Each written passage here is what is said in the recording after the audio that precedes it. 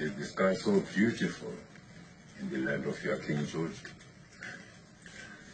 Not exactly, Baba. You see stars that we do not see. And we see stars that you do not see. Amazing. Everywhere we look.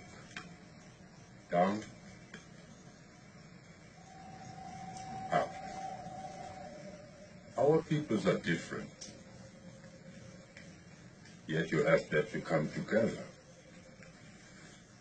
Odd.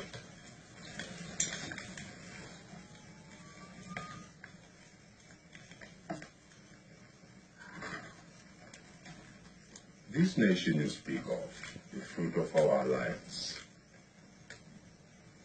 who would govern it?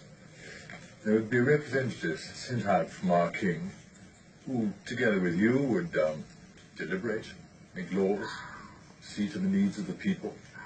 Your people would know the needs of my people? We would learn each other's needs. How would we live in this nation? As neighbors. Village near village. And how would these villages be placed? Zulu, English, Zulu, English, Zulu. The land is vast, Baba. There's plenty of room for all.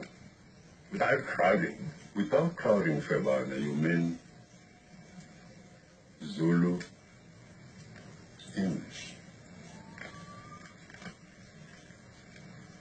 Until our needs become fair.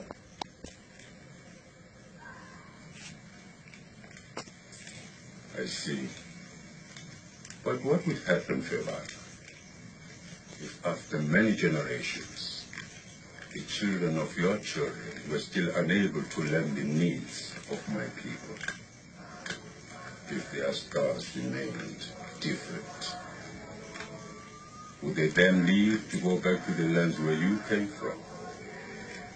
Or would they have learned to love this land so deeply that no other land could be home?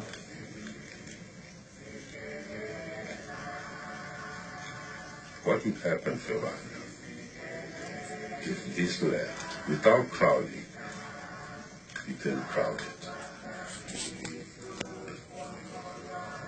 Which of those unborn children would then be called African? Yours or mine?